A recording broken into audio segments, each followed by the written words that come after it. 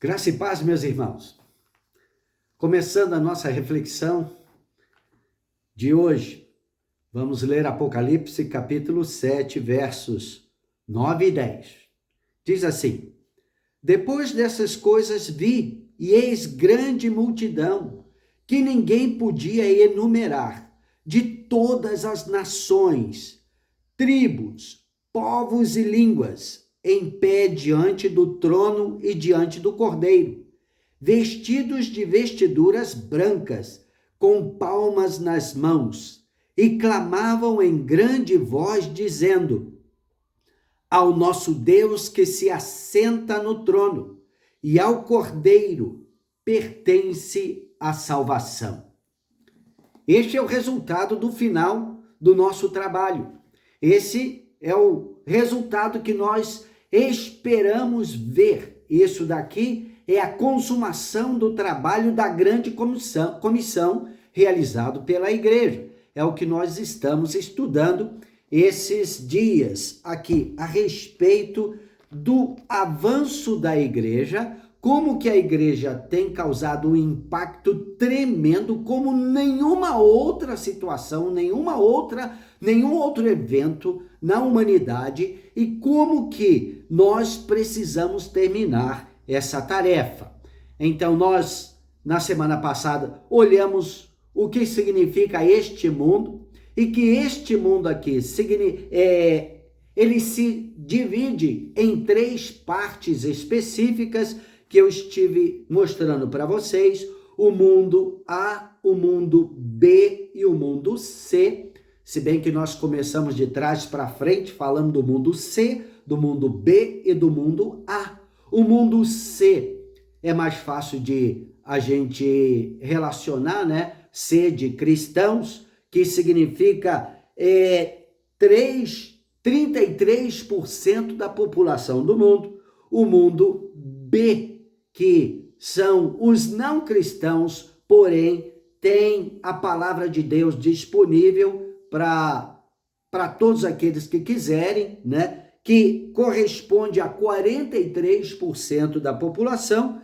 E o mundo A, que são aqueles que não têm nada do evangelho na sua cultura, na sua língua. Eles esperam por um emissário, um missionário, alguém que seja portador da glória de Deus através da sua própria vida, que é o maior desafio que nós temos hoje, especialmente quando se fala em missões. Nós falamos também que neste mundo aqui, nós temos hoje uma população em torno de 8 bilhões e 200 milhões de pessoas neste mundo. Agora vamos trazer um pouquinho desta fração dividido em A, B e C. Ou seja, o mundo cristão, o mundo C, corresponde a 2 bilhões 706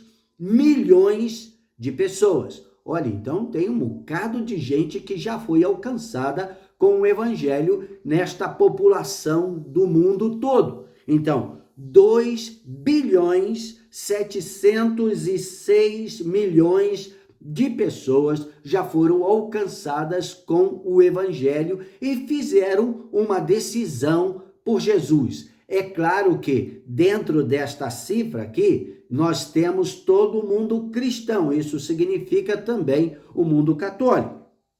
No mundo B, ou seja, aqueles que já em parte foram alcançados, mas ainda precisam de um impulso da igreja para que a obra seja consolidada na vida deles, porém o evangelho encontra-se disponível. Este número, que é 43% da população do mundo, corresponde a 3 bilhões 526 milhões de pessoas. Veja só, 3 bilhões 526 milhões de pessoas. Então, estes são aqueles que já teve um grande avanço da obra missionária, Em vários desses lugares existem igrejas plantadas, existem em muitas destas línguas que corresponde a este mundo B, a Bíblia já traduzida, e tem livros, tem acesso, especialmente hoje através da internet, a muitas destas pessoas. Isso também significa uma grande proporção do mundo islâmico, também do budismo e também do hinduísmo. Então, vários, não significa todos eles, mas tem uma grande proporção desses 3 blocos religiosos que já tem o evangelho, já tem a igreja, já está disponível, mas ainda está no início tão pequeno que não tem força suficiente para em si só alcançar todo este contingente, né? E aí nós temos o terceiro segmento, que seria, no caso, o mundo A, que significa 24% da população do mundo. E esses 24% significa 968 milhões de pessoas, quase 1 bilhão, né? 968 milhões de pessoas que não tem nada, zero do evangelho, zero das sagradas escrituras, zero da revelação pessoal de Jesus. A única coisa que eles têm é a revelação natural, ou seja, a teologia mostrada pela própria natureza. E este é realmente o maior desafio que nós temos para a igreja em missões hoje.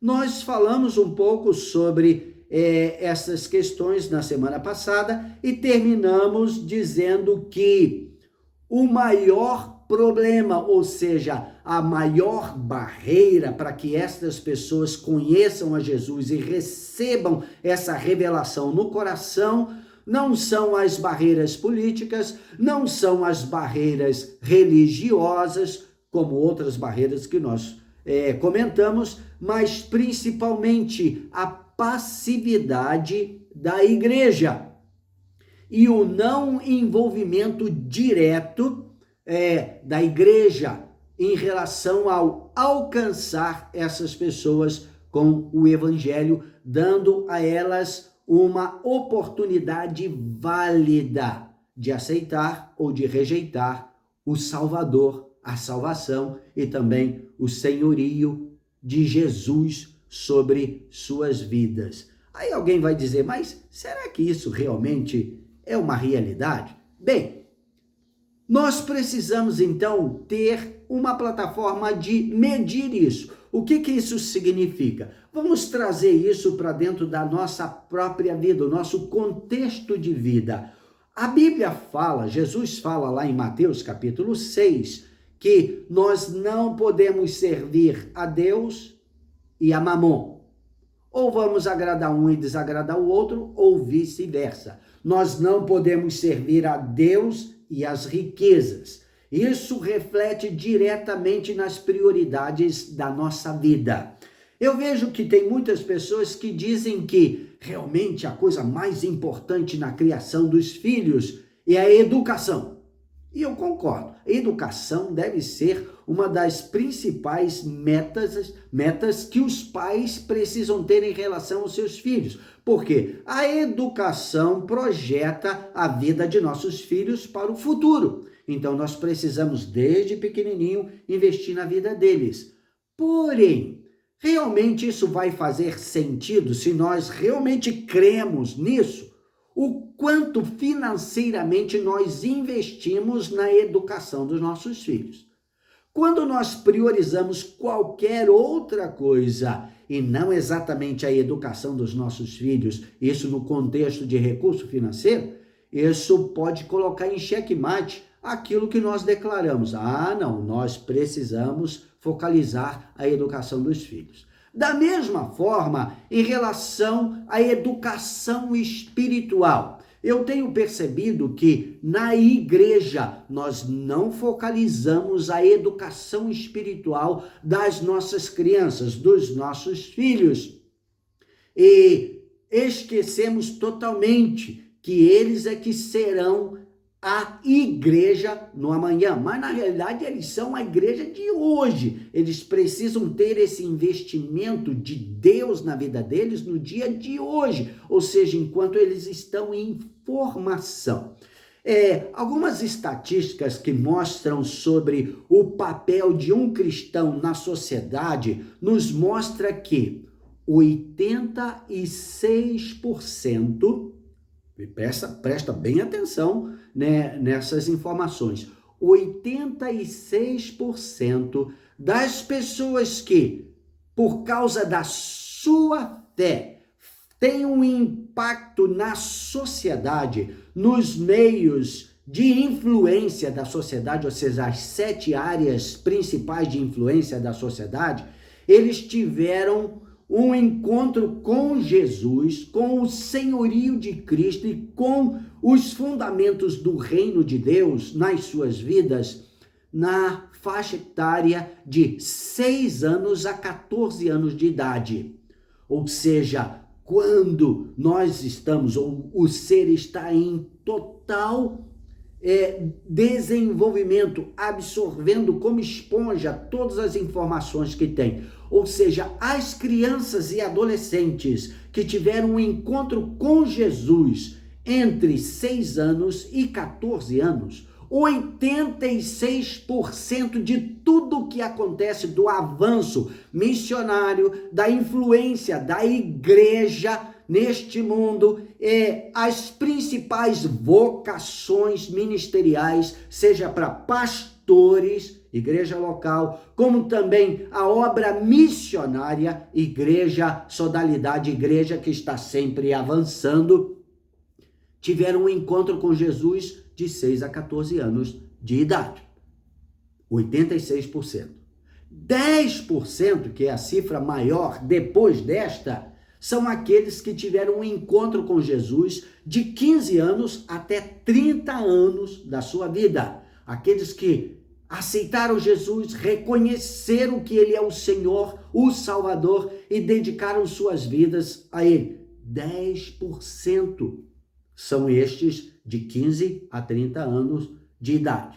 Aqueles que converteram depois de 30 anos para cima, eles têm um impacto na sociedade apenas de 4%.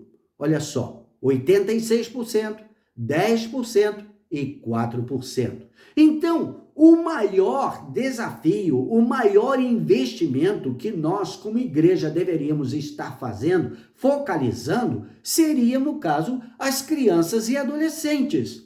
Mas isso não é o que acontece nas igrejas. O que nós vemos é um culto totalmente direcionado para os adultos, especialmente aqueles que já estão no mercado de trabalho e que podem sustentar a igreja através de dízimos e ofertas, enquanto que crianças e adolescentes não estão nessa categoria. Então nós colocamos de lado.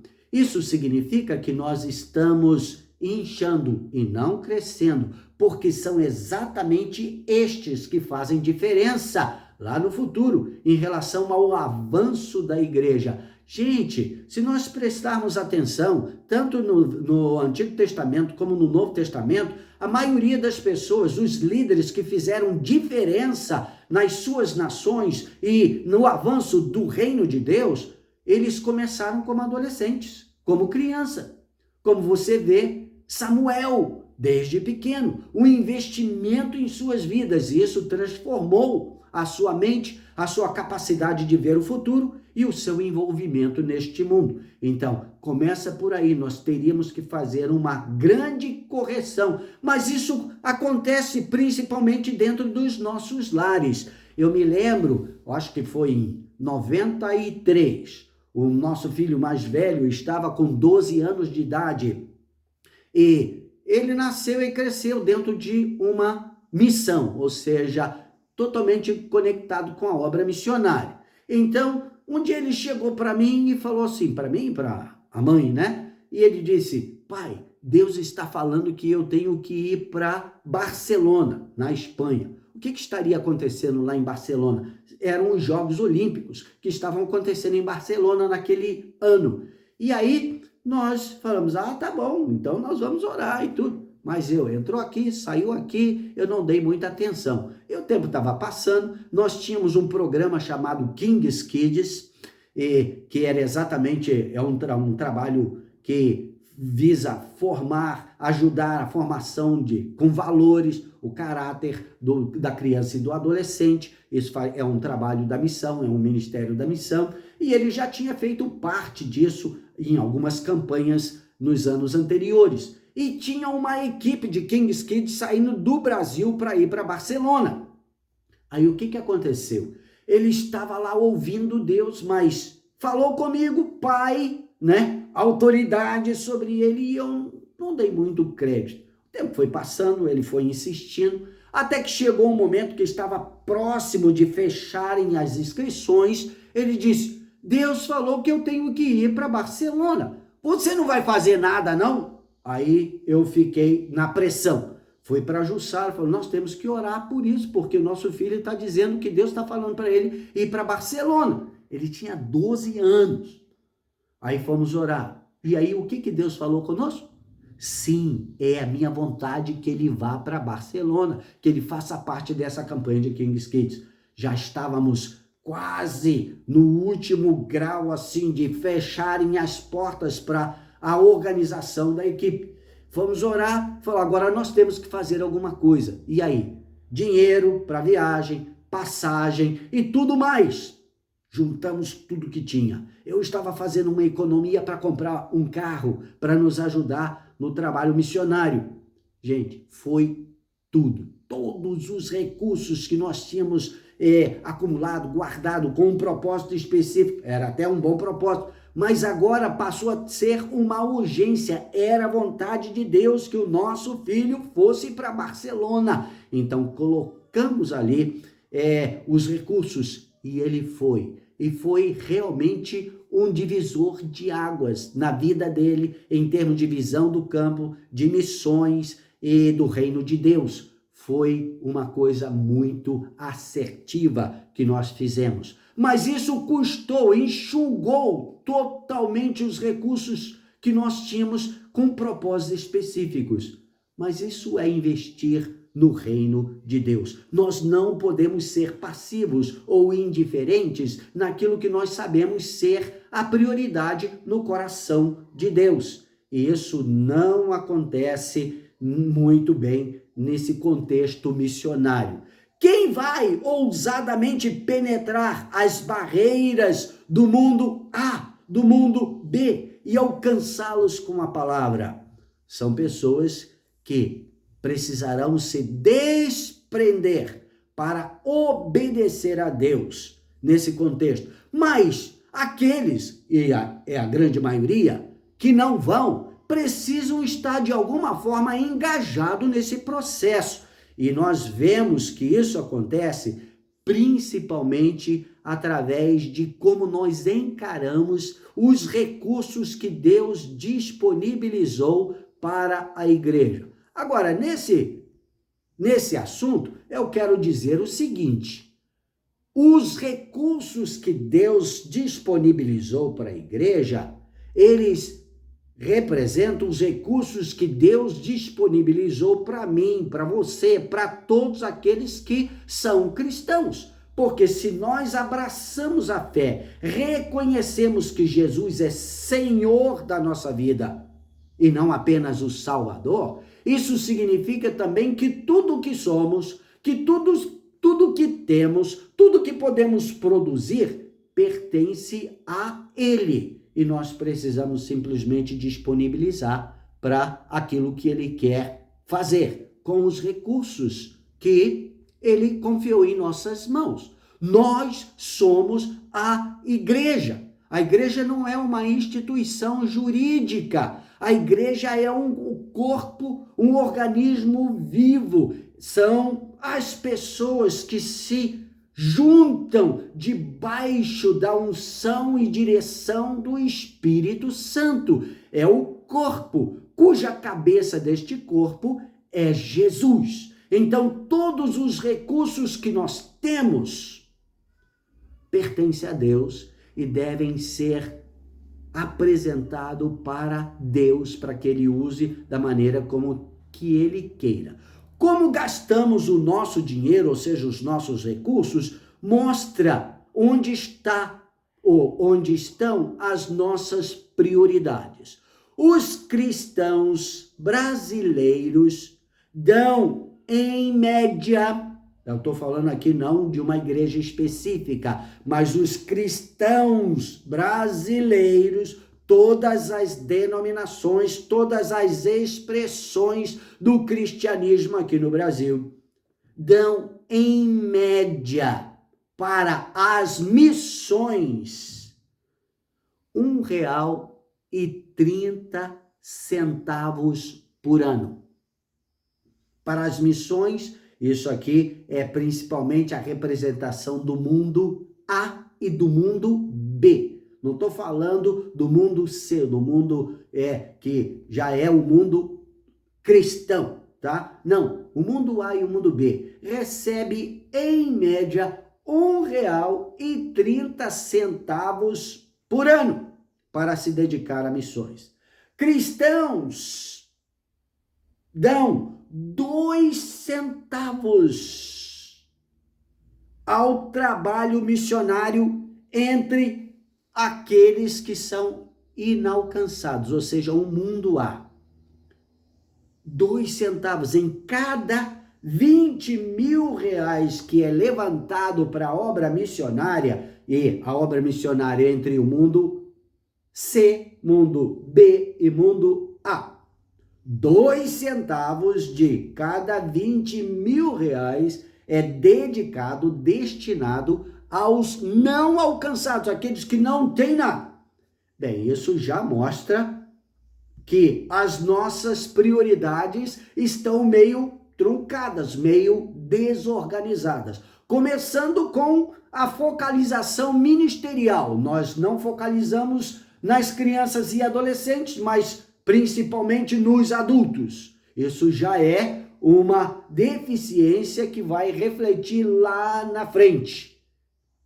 A igreja precisa ter a focalização do que vai ser mais produtivo. E aí, essa questão financeira realmente vai revelar quais são as nossas prioridades de vida. E nem sempre isso vai refletir aquilo que está no coração de Deus, para que todos sejam alcançados. Então, quando eu falei na aula passada que a maior barreira para alcançar os povos ou aqueles que ainda não têm nada do evangelho tem a ver com a nossa indiferença, a indiferença da igreja, isso é revelado especialmente no contexto de como nós disponibilizamos os recursos que Deus tem colocado nas nossas mãos. E a gente perde a focalização daquilo que realmente tem valor eterno. Gente, a única coisa que tem valor eterno são pessoas que vão viver uma eternidade com Deus. Isso significa, se você está indo com Deus, com você também, ou na perdição eterna, separados de Deus. Todas as outras coisas, todos os bens acumulados e que nós investimos tantos recursos, vão ficar aqui. Você não pode levar nada. A única coisa que você pode levar consigo para o outro lado, para a eternidade, são relacionamentos. São as pessoas que você alcançou com a palavra de Deus e que receberam o Salvador. E aí, eles nasceram de novo e fazem parte do reino de Deus, do corpo de Cristo, e vão reinar com Ele para sempre. É o que nós lemos lá em Apocalipse, capítulo 7. Todos estes, de todos os povos, línguas, tribos, nações, os grupos étnico-linguísticos, são aqueles que vão para o outro lado. Nada mais vai para isso, né? Então, nós precisamos corrigir as nossas prioridades nesse sentido. Então, as pessoas, agora vamos lá, falamos um pouco sobre as finanças, mas não é só isso. Vamos dizer aqui, os recursos de pessoas, ou seja, aqueles que se desprendem e dizem um sim para o chamado ministerial, que abandonam seus sonhos de carreiras profissionais e tudo para se dedicarem a servir o corpo nesta função de pastor, de bispo, presbítero, né? Pessoas que estão de tempo integral no reino de Deus, tá? Vamos ver como que fica isso.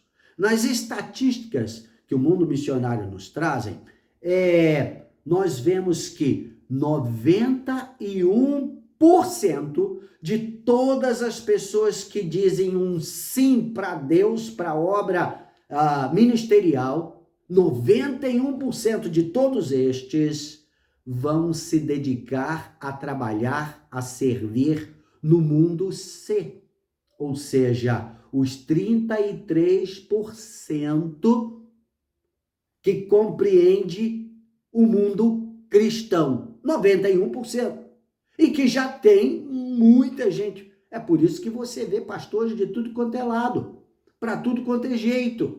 Igrejas, né, pequenas igrejas, e alguém até já me disse uma vez, olha, se eu posso ter o meu próprio negócio, por que eu vou trabalhar para os outros? Então ele abre uma igrejinha lá na garagem da sua casa e tudo. Nós temos isso se multiplicando por aí. E isso compreende esses 91% das pessoas que se dispõem a servir ao corpo. Apenas 8% do material humano, tá, do recurso humano, vão estar se dedicando, focalizando ao mundo B, ou seja, aqueles que já têm igreja, já têm muito dos recursos lá disponível, mas ainda é necessitado de alguém que dê um empurrão, que traga a revelação específica. Nós precisamos lembrar deste. 8% vão se dedicar a este mundo B, que nós vimos significa o quê? 3 bilhões e 526 milhões de pessoas. Aí nós temos 1% de todo esse contingente que diz sim para obra missionária, que vão se dedicar ao mundo A. Aquele mundo que realmente é inóspito, não tem nada. Você realmente tem que abrir mão da sua cultura, do seu conforto, da sua casa, e ir para um lugar e pioneirar, implantar as coisas básicas do reino, os valores do reino naquele lugar. Então, olha só, em termos de recursos humanos, pessoas que dizem sim ao chamado ministerial, 91% vão se dedicar ao mundo C, o mundo cristão.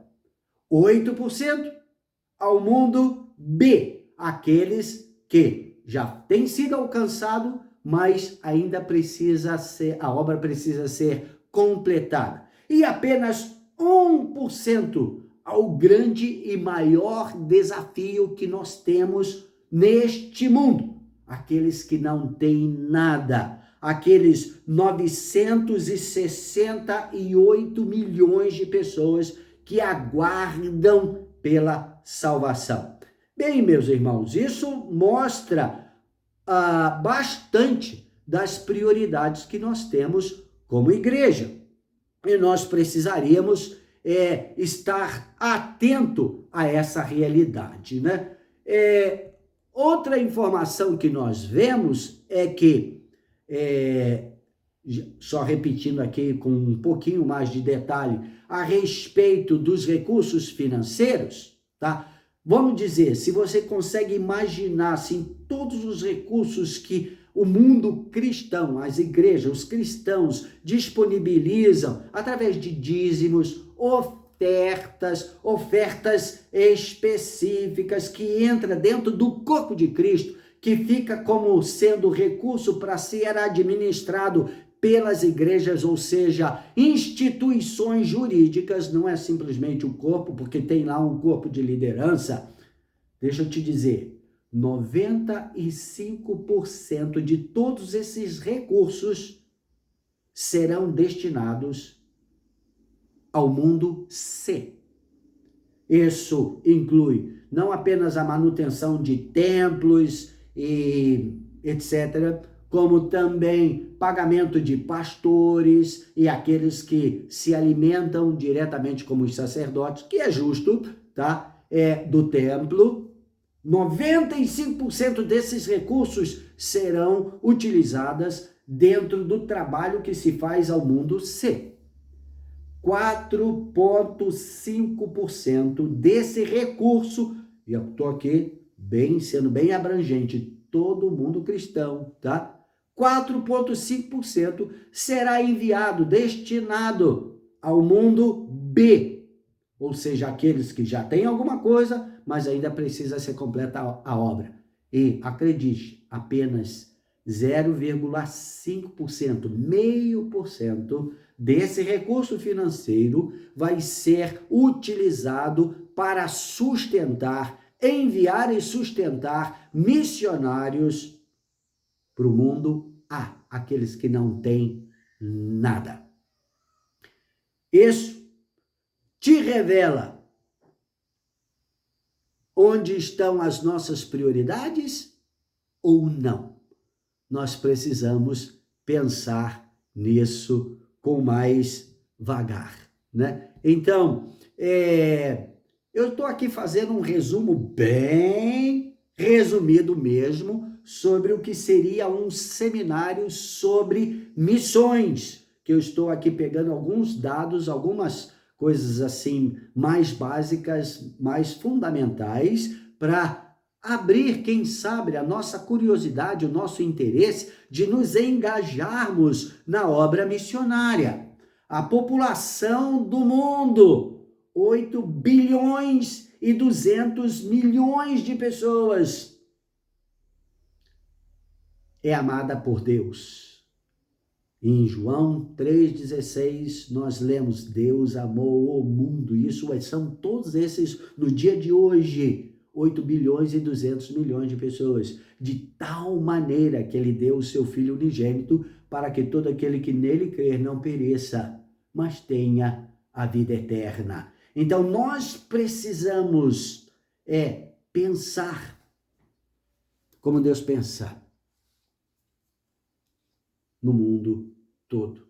Qual que é o nosso engajamento pessoal? Não estou aqui desafiando as igrejas, mas eu estou falando para mim em primeiro lugar. E depois, para você, individualmente, qual que é o seu compromisso com o mundo que Deus ama, de tal maneira ao ponto de dar a sua própria vida? O que nós temos feito nesse sentido? Nós temos que pensar nisso.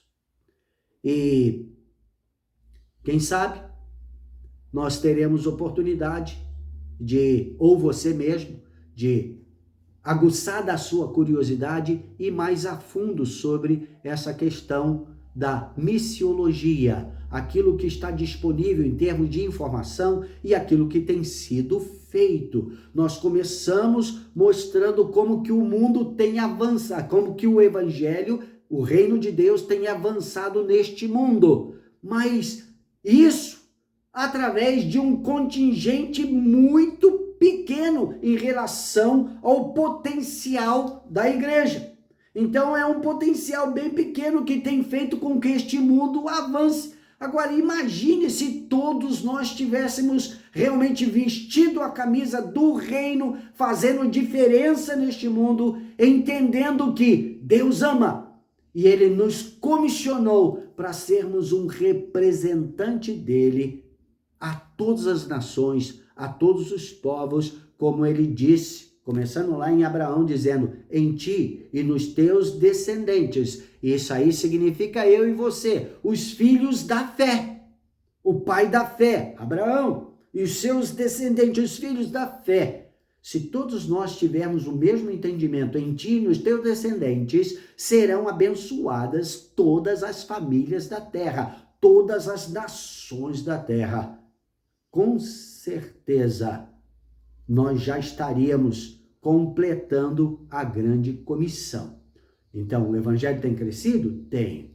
Mas nós temos uma tarefa inacabada que nós precisamos apresentar a Deus como: eu cumpri a carreira, terminei, agora receba a honra, a glória e o louvor.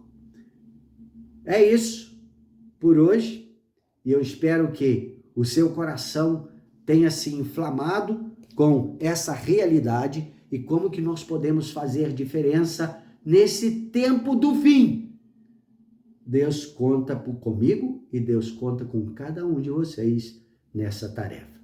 Deus te abençoe e na semana que vem nós temos a conclusão deste assunto, falando dos desafios que nós podemos criar e aqueles que já estão ao nosso redor e que nós precisamos ter uma iniciativa de fazer com que Deus seja glorificado nessas situações. Então, abra o seu coração, vá pensando sobre isso. Quem sabe novos ministérios, novas ações poderão ser despertadas a partir desse entendimento. Então, até a semana que vem, com a graça de Deus. Amém.